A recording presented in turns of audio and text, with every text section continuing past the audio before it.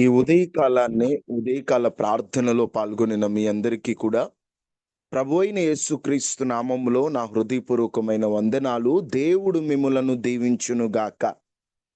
అందరికీ శుభోదయం. గడిచిన వారమంతా కూడా దేవుడు తన కృపా రెక్కల క్రింద మనలను, మన కుటుంబ సభ్యులను కాపాడి భద్రపరిచి క్షేమకరమైన దేవుని రెక్కల నీడలో నీతి సూర్యుడైన దేవుని వలన మనందరికీ ఆరోగ్యాన్నిచ్చి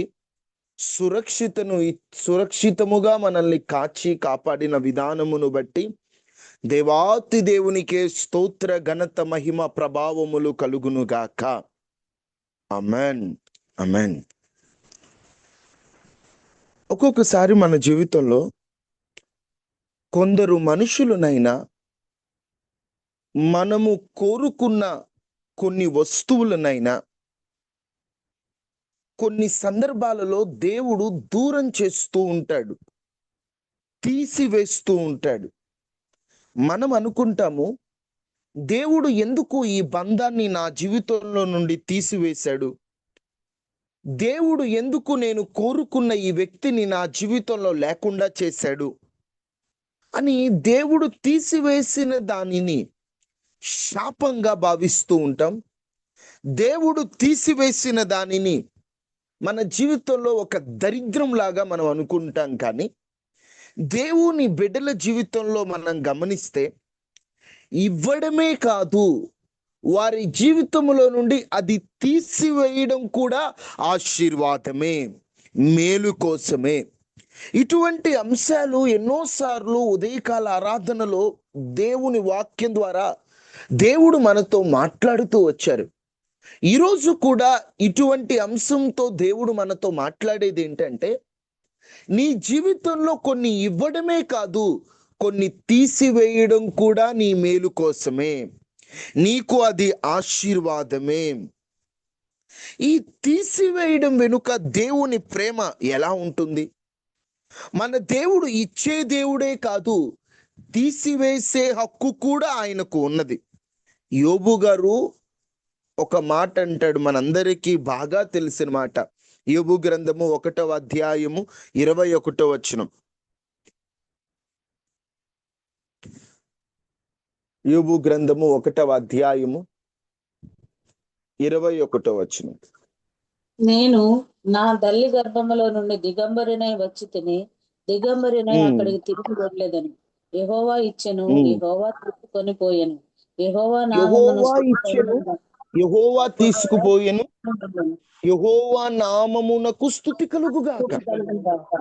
దేవునికి స్తుతి చెబుతూ, అయ్యా, ఇచ్చే అధికారము నీకు ఎలా ఉన్నదో తీసేసే అధికారం కూడా నీకు అలానే ఉందయ్యా. నువ్వే ఇచ్చావు, నువ్వే తీసుకుపోయావు, నీ ఇష్టమే అయ్యా, నీ చిత్తమే నాయన. ఇచ్చేవాడవు నీవే, తీసుకునేవాడవు నీవే, నీ చిత్తానికి నేను అప్పగించుతున్నానయ్యా అని చెప్పి దేవునికి స్తోత్రాలు చెబుతూ ఉన్నాడండి. ఇక్కడ మనం గమనిస్తే యోబు జీవితంలో తీసుకున్న అధికారం కూడా నీకుందని దేవుని అధికారానికి తనని తాను అప్పగించుకుంటున్నాడు. అయ్యా, ఇచ్చావు కదా, ఎందుకు తీసుకున్నావు నీవు అని ప్రశ్నించట్లేదు. మీకు ఇచ్చే అధికారం ఎట్లున్నదో తీసేసే అధికారం కూడా నీకు అలానే ఉందయ్యా. ఈ రోజున యోబు చెప్పిన మాట మనం చెప్పగలమా? అయ్యా, నా జీవితంలో కొన్ని తీసేసినందుకు నీకు స్తోత్రాలయ్యా. నా జీవితంలో కొందరిని నా జీవితం నుండి నువ్వు తీసుకున్నందుకు నీకు స్తోత్రాలయ్యా. ఎందుకు ఈ మాట చెప్తున్నానంటే, కొందరినైనా కొన్నిటినైనా దేవుడు మన జీవితంలో తీసివేయడానికి దేవునికి ఒక కారణం ఉంటుంది. అది మన శాపం కొరకే కాదు, మన మేలు కొరకే. అవి ఎలా ఉంటాయో మీకు కొంచెం మన వాక్యంలోకి వెళ్ళే కొద్దీ మీకు అర్థమవుతుంది అనుకుంటున్నాను. అబ్రహాముకి పెండ్లైన కొన్ని సంవత్సరాల నుండి ఎదురు చూస్తూ ఉన్నాడు, పిల్లలు లేరు. పిల్లలు లేకపోవడం ఒకటి, అబ్రహాము వాళ్ళ అన్న చనిపోయాడు. అబ్రహాము అన్న కొడుకున్నాడు, ఇక తనకు పిల్లలు లేరు. అన్న కొడుకుని తన కొడుకులా భావించుంటాడు అబ్రహాం. ఇక ఇక లోతుని తన బిడ్డలానే ప్రేమగా చూసుకునేవాడు. అందుకనే అబ్రామా, నీవు లేచి నీ దేశము నుండి, నీ బంధువుల యొద్ద నుండి, నీ జనుల యొద్ద నుండి నువ్వు బయలుదేరి నేను నీకు చూపించు దేశానికి నువ్వు రా అబ్రహాం అని చెప్పినప్పుడు అబ్రహాం ఏం చేశాడు? అబ్రహాము భార్య, అబ్రహాముతో పాటు ఎవరు వచ్చారు? లోతు వచ్చాడు. ఎందుకంటే ఒక ప్రేమ అండి, తనకు తండ్రి లేడు, తనకు బిడ్డ లేడు. ఇక తనని ఎట్లా చూసుకునేవాడంటే సొంత బిడ్డలా చూసుకునేవాడు. లోతు అంటే చాలా ఇష్టం. కానీ దేవుడు అబ్రహాముకి వాగ్దానం చేశాడు, నీకొక కుమారుణ్ణి ఇస్తాను అని.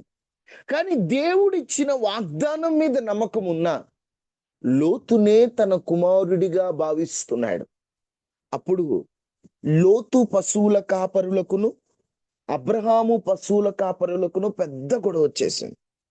పెద్ద గొడవ వచ్చేసిన తర్వాత చూడండి ఆదికాండము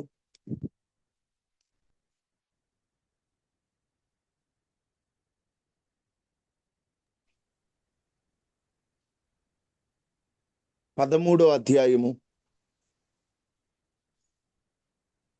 7వ వచనం.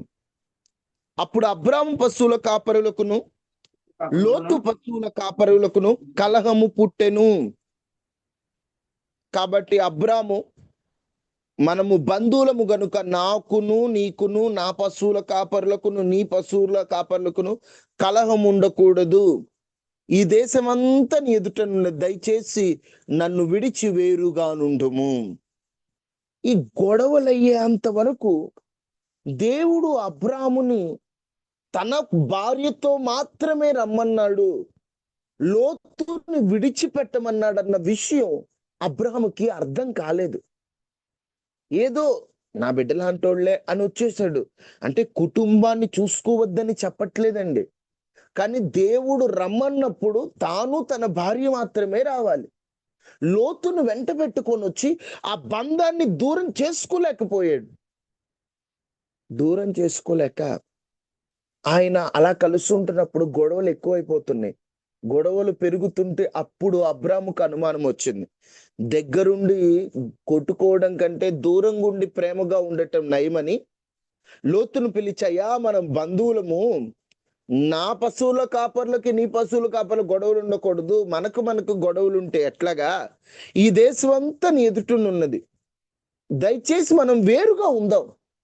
ఎందుకంటే నిన్ను నా జీవితం నుండి దేవుడు తీసేద్దాం అనుకున్నాడు, మనం వేరుగా ఉందాం అని చెప్పినప్పుడు, నువ్వు ఎడం తట్టుకెళ్తే నేను కుడి తట్టుకెళ్తాను, నువ్వు కుడి తట్టుకెళ్తే నేను ఎడం తట్టుకెళ్తానంటే లోతు కన్నులెత్తి సొదొమను చూసి అక్కడికి వెళ్తాడు. అక్కడికి వెళ్ళిన తర్వాత అబ్రాము ఏమో వెళ్ళిపోతాడు. విచిత్రమైన మాట ఒకటి చూడండి,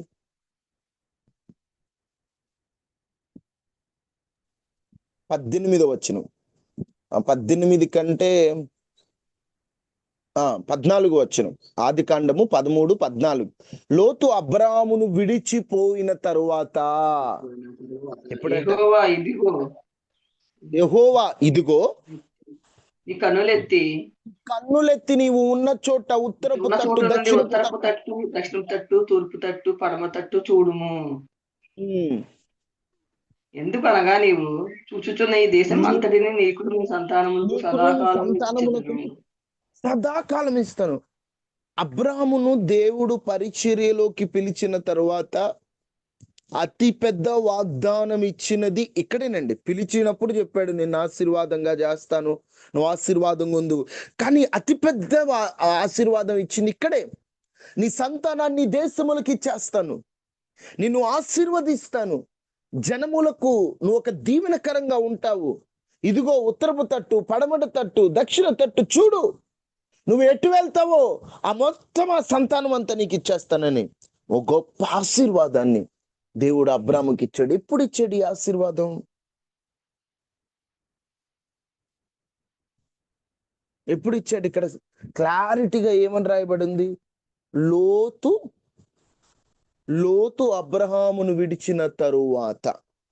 మన జీవితంలో ఉండి దేవుడు కొన్నిటిని తీసేసేది ఎందుకంటే మన ఆశీర్వాదానికి ఆ వ్యక్తులైనా లేదా ఆ పరిస్థితులైనా అడ్డుగా ఉంటున్నాయి. ఇప్పుడు ఉదాహరణకి లోతు పక్కన ఉన్నాడు అనుకోండి, అబ్రహాం మైండ్ సెట్ అంటే ఎలా ఉంటదంటే, ఏముందిలే నాకు పిల్లలు లేకపోయినా పర్లేదు, నా అన్న కొడుకే నా కొడుకులు అంటాడు, నాస్తంతా వాడికే పోద్ది, వాడు చూసుకుంటాడులే నన్నని. తన విశ్వాసం దేవుని మీద కంటే ఎవరి మీదకి వెళ్తుంది? లోతు మీదకి సమాధానం వెళ్తుంది. చెప్పండి. లోతు మీదకి వెళ్ళిపోద్ది. ఎవరైనా అబ్రహాము ప్లేస్ లో ఉంటే ఎవరికైనా అన్న కొడుకున్నాడు, అన్న కొడుకు తండ్రి లేడు, ఇతనే తండ్రి స్థానంలో ఉన్నవాడు. కాబట్టి ఇప్పుడు తన ఆశ అంతా లోతు మీద ఉంటది. కానీ దేవుని ఆశ, అయ్యా లోతుని నేను ఆశీర్వదిస్తా, కానీ నీకు కుమారుని ఇవ్వాలి, వాగ్దాన పుత్రుని ఇవ్వాలి, ఆ వాగ్దాన పుత్రుని ద్వారా నువ్వు ఆశీర్వాదం పొందాలి. కానీ నీ ఆశ అంతా వాగ్దాన పుత్రుని మీద లేకుండా ఎవరి మీదో ఉంటుంది. అందుకని ఆ బంధం నీ జీవితంలో నుండి తీసివేయబడితేనే నువ్వు సెట్ అవుతావు. ఈరోజు నీ జీవితంలో కూడా కొన్నిసార్లు దేవుడు నిన్ను సెట్ చేయాలని, కొన్నిసార్లు దేవుడు నిన్ను ఆశీర్వదించాలని, కొన్నిసార్లు నీ మేలు కోసమే దేవాతి దేవుడు కొందరిని నీ జీవితము నుండి తీసివేస్తా ఉంటాడు. ఎందుకంటే వాళ్ళు నీ జీవితంలో శత్రువుల్లా ఉండమని కాదు దేవుని ఉద్దేశం. వాళ్ళు ఉండటం వల్ల నీవు వాళ్ళ మీద ఆధారపడుతున్నావు. వాళ్ళు ఉన్నారులే చాలనుకుంటున్నావు. దేవుని మీద ఆధారపడుతూ ధైర్యంగా ముందుకు సాగిపోయే ఆ పట్టుదల నీలో లేదు. అందుకని దేవుడు కొందరిని జీవితం నుండి దూరం చేస్తుంటాడు. అబ్రహాం ఎలా అంటే, లోతున్నంత కాలం లోతే అన్నిటికీ లోతే అనుకున్నాడు. లోతును దేవుడు పంపించి వాగ్దానం ఇచ్చాడు. ఇంకా పిల్లలు లేకపోతే ఇంకేమనుకుంటున్నాడు? నా ఇంటికి వారసుడు ఎవరు అనుకుంటున్నాడు? ఎలియాజరు వారసుడు అంటున్నాడు. అప్పుడు దేవుడు ఏం చేశాడు? ఎలియాజరు నువ్వు వెళ్ళి అర్జెంటుగా అని మాట్లాడతాడు. అంటే ఇక్కడ ఏంటంటే, దేవుడు ఆశీర్వాదాన్ని ఇస్సాకిద్దాం అనుకుంటున్నాడు. అబ్రహాం ఏమో ఆయనకు విశ్వాసం ఉంది, కానీ లోతుకిద్దాంలే, ఎలియాజరు ఉన్నాడు కదా, ఇట్లా మనుషుల మీదకి, వేరే వారి మీదకి వెళ్ళిపోతుంటే అక్కడ దేవుడు వారిని కాస్త దూరం పెట్టిస్తూ ఉన్నాడు. ఈరోజు నీ జీవితంలో కూడా దేవుని స్థానాన్ని, లేదా దేవుడు ఇవ్వాలనుకున్న దానిని నీవు వేరే ఒకరికి ఇచ్చేసేటట్లున్నావు. అందుకే దేవుడు వారిని దూరం చేస్తుంటాడు. ఒక మాట గుర్తుపెట్టుకోండి, దేవుడు దూరం చేసిన బంధాలనైనా, దేవుడు దూరం చేసిన వ్యక్తులనైనా, దేవుడు దూరం చేశాక దయచేసి మీరు వారిని దరి చేర్చుకోవాలని ప్రయత్నం చేయొద్దు. దేవుడు నీ జీవితంలో దూరం చేశాడు అంటే అది నీకు మేలుకరమైనది కాదు, నీకు ఆశీర్వాదకరమైనది కాదు. ఆ బంధం ద్వారా నీవు ముందుకు వెళ్ళలేవు, నీకు తెలీదు. దేవుడు దూరం చేసిన వ్యక్తులను బ్రతిమలాడి మళ్ళీ తెచ్చుకోవద్దు. దేవుడు దూరం చేసిన వ్యక్తులతో కలిసి ఉండి దేవునికి దూరం అవ్వద్దు. దేవుడు కొందరిని మన జీవితంలో దూరం చేయడం అంటే మనం ఏం గొడవలు పెట్టుకోం, మనమేం కావాలని దుర్భాషలాడం.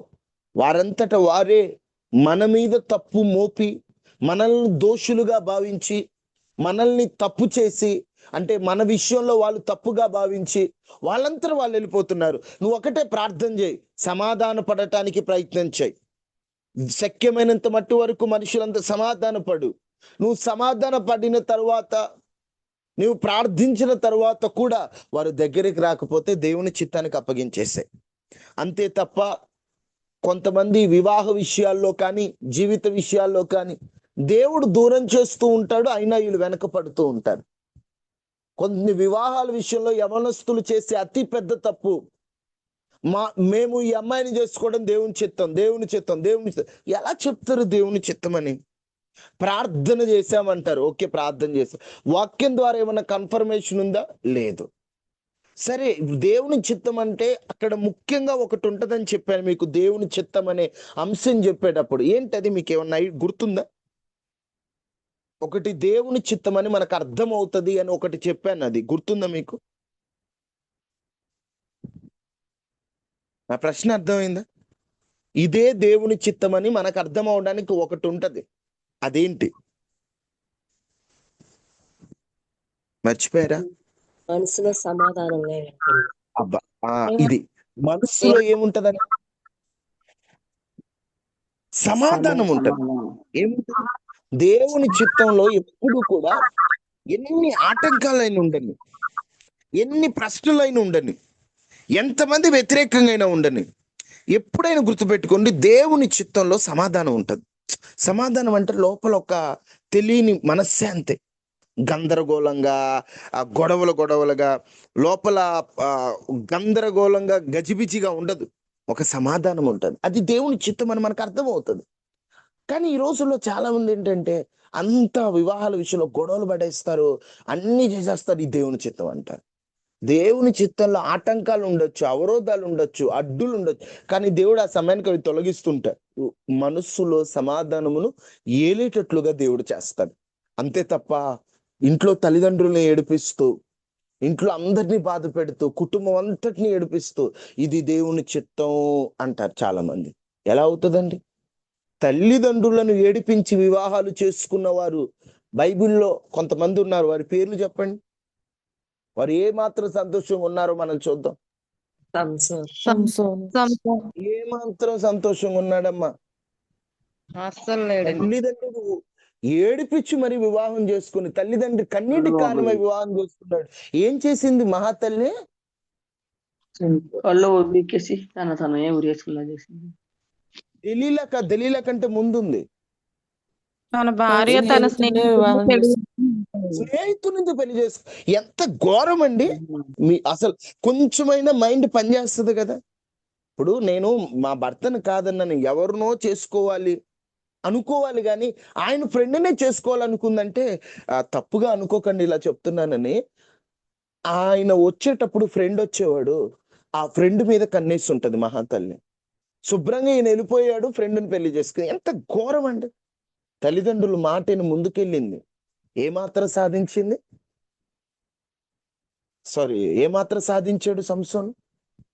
తల్లిదండ్రులు వద్దని ఆమెను చేసుకున్నాడు. నేను ఇక్కడ ఏం చెప్తున్నా అంటే, దేవుడు తీసేస్తున్నాడు అక్కడ బంధాన్ని. కానీ మనోడు ఏం చేశాడు? దేవుడు తీసేసినా నాకు కావాలా? దేవుడితో మాకు పని లేదండి, మాకు నచ్చింది అంతే, మాకు ఇష్టమైంది అంతే. ఎందుకు ఇష్టమైంది నీకు? అదే మోహపు చూపేమో, అదే పాపానికి కారణమేమో. నాకు నచ్చిందండి. ఆ తల్లి మొత్తుకుంది, ఆ తండ్రి మొత్తుకున్నాడు. వద్దు సంసోన్, మనం ఎవరం వాళ్ళెవరం? ముందే చెప్పారయ్యా నీకు అన్యులతో వివాహం వద్దనంటే. నా మనసుకు నచ్చిందని దేవుడు తీసేస్తున్న దాన్ని పోయి తెచ్చుకున్నాడు. చిన్న గొడవేనండి, పొడుపు కథ దగ్గర చిన్న గొడవ. పోయాడు ఊరకట్ల అలిగెళ్ళాడు కొన్నాళ్ళు. వచ్చేసరికి నీ భార్యకి పెళ్ళి అయిపోయింది. అదేంటండి నా భార్యకి పెళ్ళి అయిపోవడం?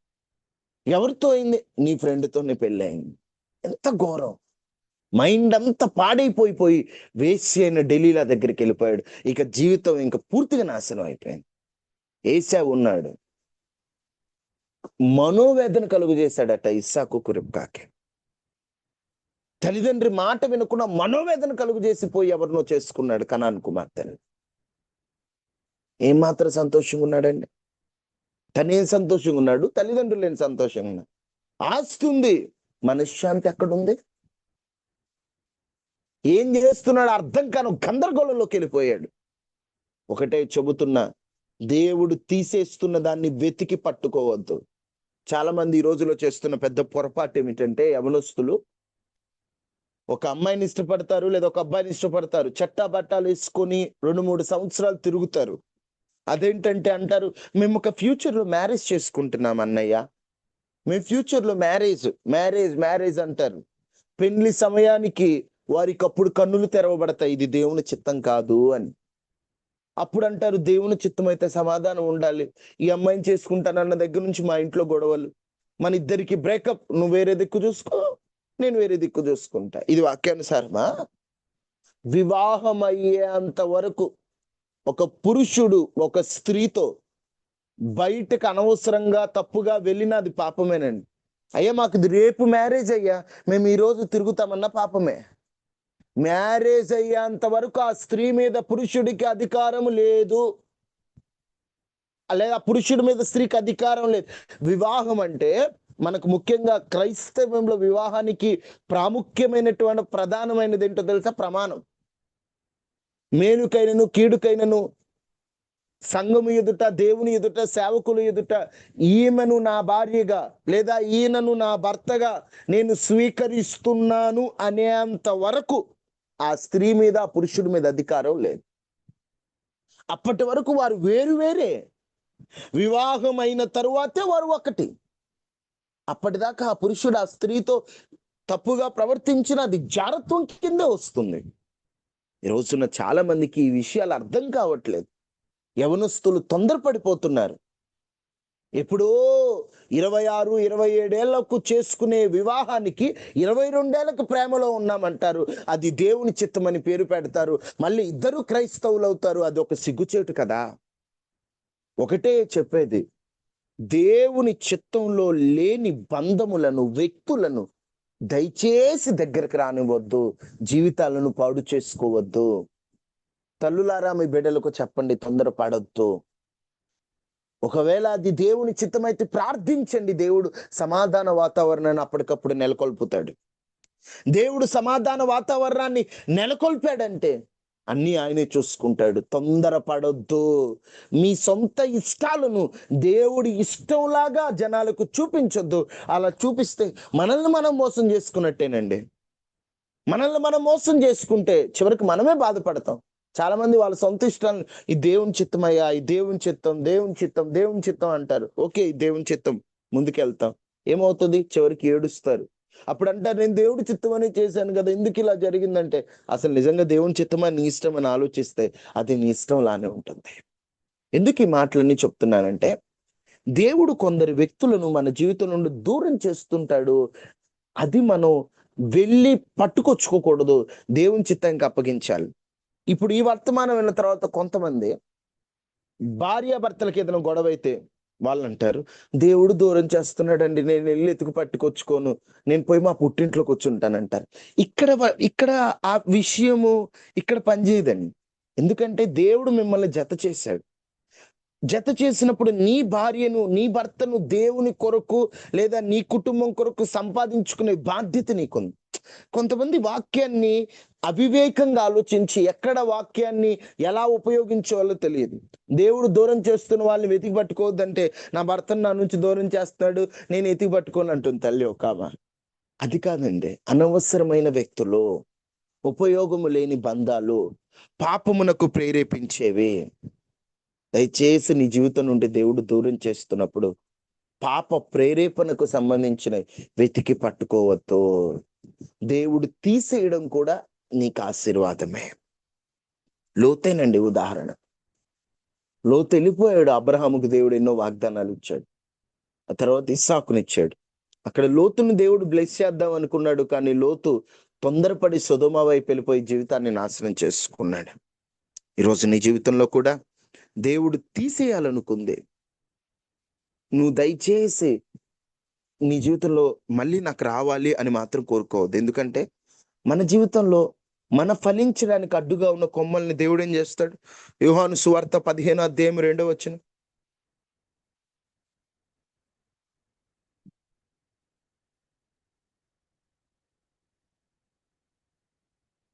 యోహాను సువార్త 15:2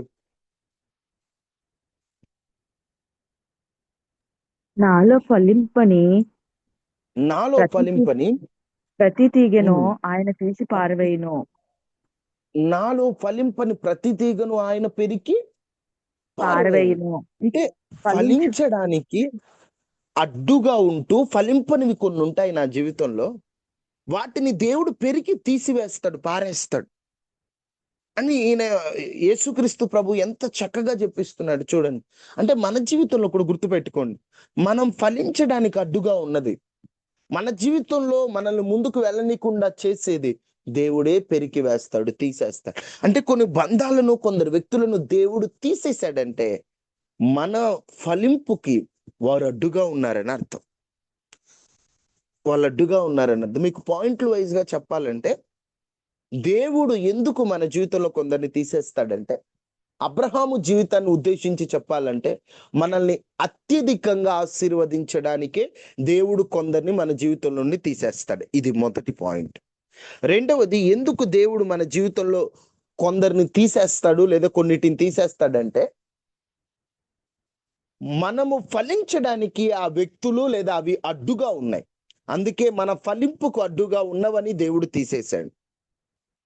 మూడు, దేవుడు ఎందుకు తీసేస్తాడంటే, ఉదాహరణకు యోసేపు జీవితంలో తీసేశారు. రంగురంగుల అంగీ తీసేశారు, స్వేచ్ఛ తీసేశాడు, కుటుంబాన్ని తీసేశాడు. ఎందుకయ్యా ఇన్ని తీసేసావు నా లైఫ్లో? నా నాన్న ఎంతో ప్రేమగా ఇచ్చి నిలువు టంగీ లేదు.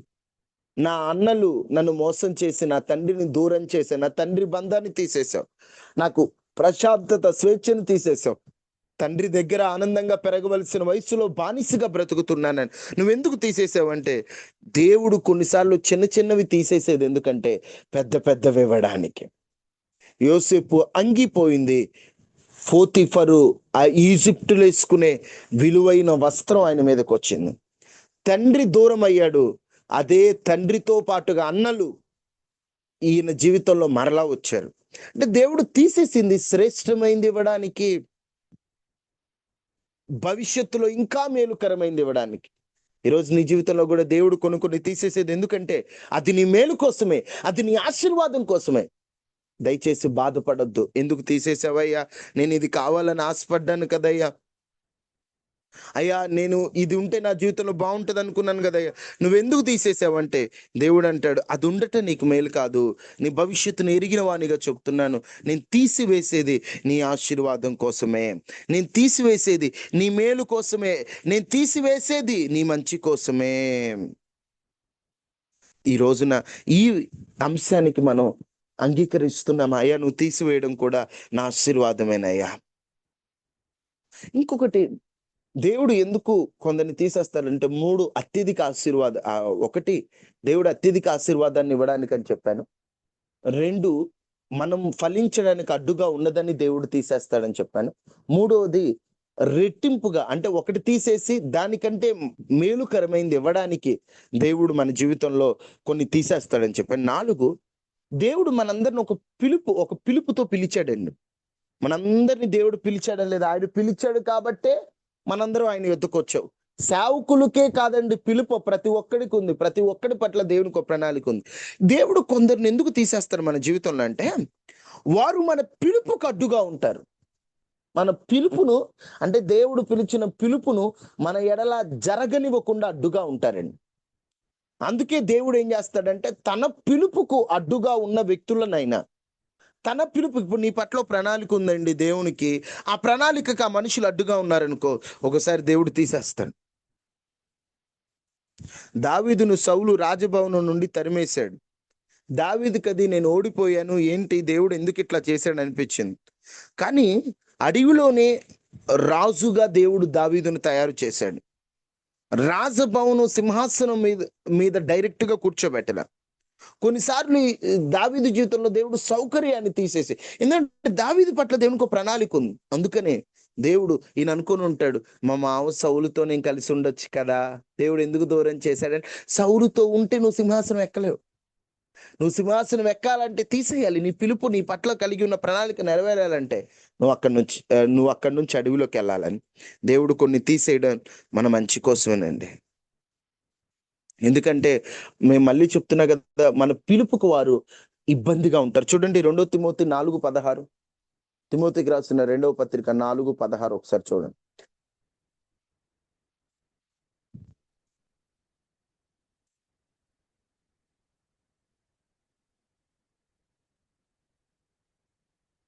నేను మొదట సమాధానం చెప్పినప్పుడు ఎవడూ నా పక్షం ఏం లేదు, అందరూ నన్ను విడిచిపోయేది, ఇది వారికి నేరముగా ఎంచబడును గాక.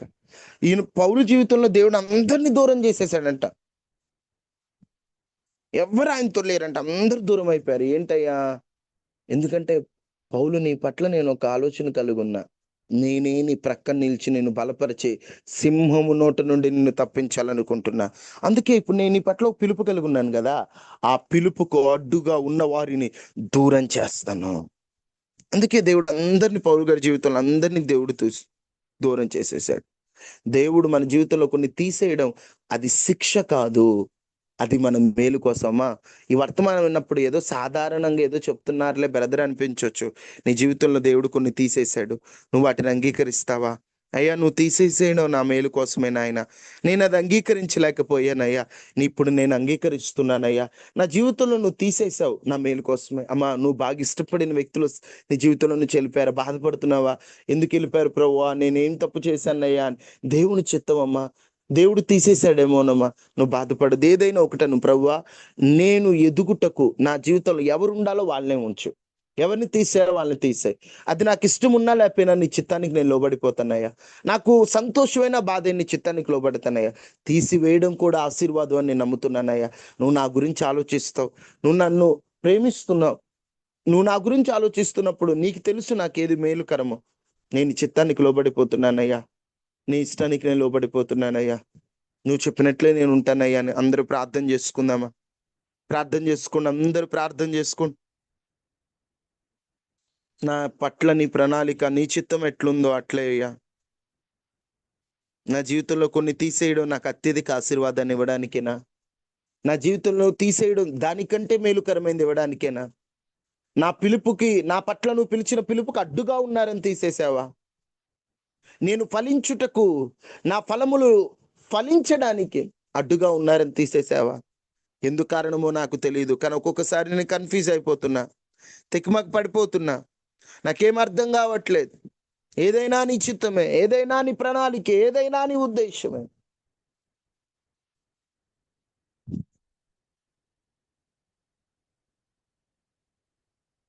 అందరూ ప్రార్థన చేసుకోండి.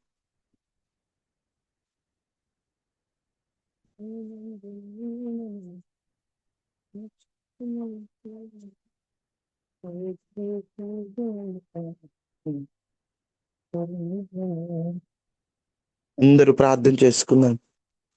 ఏ బంధమైనను నీ చిత్తముకు వ్యతిరేకముగా నా జీవితములో అక్కరనే లేదయ్యా. ఏ బంధమైనను నీ చిత్తముకు వ్యతిరేకముగా నా జీవితములో అక్కరనే లేదయ్యా.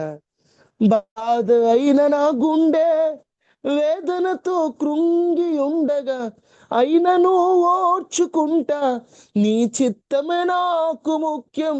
బాధ అయినను కృంగిపోయి వేదనతో అయినను పర్లేదు, నీ చిత్తమే నా జీవితం. యేసయ్యా నీ చిత్తమే నా జీవితంలో నెరవేర్చండి అయ్యా.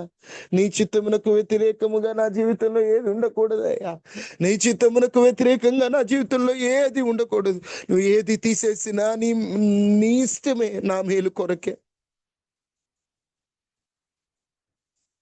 నీ ఇష్టమే, నా మేలు కొరకేనయ్యా.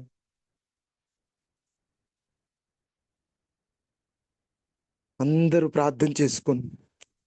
ఏది చేసినా నాకు మేలే చేస్తావు, ముందు జరిగేది అది నీకే తెలుసయ్యా. ఏమి చేసినా నాకు మేలే చేస్తావు, ముందు జరిగేది అది నీకే తెలుసయ్యా. నాకంటే నీకే ఎక్కువ బాధ్యత ఉన్నది, నాపై బాధ్యత ఉన్నది. మహాపరిశుద్ధుడ, మహోన్నతుడ, మాపై నీకే బాధ్యత ఉంది. మా జీవితంలో నీకు ఇష్టం లేని వ్యక్తులు, నీకు ఇష్టం లేనిది ఏదైనా నువ్వు తీసేయడానికి మేము అంగీకరిస్తున్నాం. ఇచ్చేవాడు నువ్వే ఇస్తున్నావు, నువ్వే తీసేసుకుంటున్నావు. అది నీ ఇష్టం అయ్యా. ఇచ్చినప్పుడు ఎందుకు ఇచ్చావని మేము ప్రశ్నించినప్పుడు, తీసేసేటప్పుడు ఎందుకు తీసేసావని అడిగే హక్కు కూడా మాకు లేదు. మనుషులుగా ఎక్కడైనా తొందరపడితే క్షమించు. నువ్వు తీసేయటం నీ ఇష్టానికి అప్పగిస్తున్నా. మనసు కొంచెం బాధగా ఉన్నా, నీ ఇష్టమైన, నీ చిత్తమైన వ్యక్తులను మా జీవితంలో ఉంచి, నీ చిత్తమునకు వ్యతిరేకంగా ఉన్నది ఎవరైనా ఏంటైనా మా నుంచి దూరం చేసేయండి. నీకు ఇష్టమైనట్లు బ్రతుకుట మాకు నేర్పించాను. ఈరోజు ఉదయకాల ప్రార్థనలో ఎవరెవరు పాల్గొన్నారో వారందరినీ జ్ఞాపకం చేసుకో. మరి కన్నీటిని తుడవండి, ఇబ్బందులు తొలగించండి, సమస్యలు తొలగించండి, బాధలు తొలగించండి. నీ బిడ్డలకు తోడుగా ఉండండి. ఎవరెవరు ఏ బాధలో ఉన్నారో వారి బాధను ఇది గొప్ప కార్యం చేయండి. కన్నీటిని తుడిచి గొప్ప కార్యం చేయండి. సమాధానం ఇచ్చి గొప్ప కార్యం చేయండి. నీ బిడ్డల పక్షాన్ని మీరు నిలిచి అద్భుతం చేయమని. సహాయకుడైన దేవుడు నువ్వు, ఆధారమైన దేవుడు నీవు, ఆలోచనకర్తమైన దేవుడవు నీవు, ఆశ్రయదుర్గమైన దేవుడవు నీవు. మమ్మల్ని అందరిని ఆదుకోమని ఈ రోజు ఆదివారం ఆరాధనలు ఘనంగా జరిగించండి. ప్రయాణాల్లో క్షేమాన్ని ఇవ్వండి. మందిరానికి వెళ్ళలేక ఇబ్బంది పడుతున్న వారు మందిరానికి నడిపించండి. ద్వారాలు తెరవమని, కన్నీటిని తొడవండి, ఇబ్బందులు తొలగించండి. ప్రతి ఇంటి చుట్టూ కంచి వేసి వైరస్లు ప్రమాదాలను ఆరోగ్యాల నుంచి తప్పించి మీ కంచి వేసి క్షేమాన్ని ఇవ్వమని యేసు నామమున అడిగి పెట్టుకుని ఉన్నాము తండ్రి, ఆమేన్. తండ్రి అయిన దేవుని ప్రేమ, కుమారుడైన యేసుక్రీస్తు వారి కృప, పరిశుద్ధాత్మ అన్నిని సహవాసం మనకి మన కుటుంబాలకు ఎల్లప్పుడూ ప్రభు కృప తోడైండును గాక. ఆమేన్. God bless you. దేవుడు మిమ్మల్ని దీవించును గాక. ఆమేన్. వందనాలయ్యా, వందనాలు. వందనాలమ్మా. ప్రైజ్ లార్డ్ అయ్యా తమ్ముడు.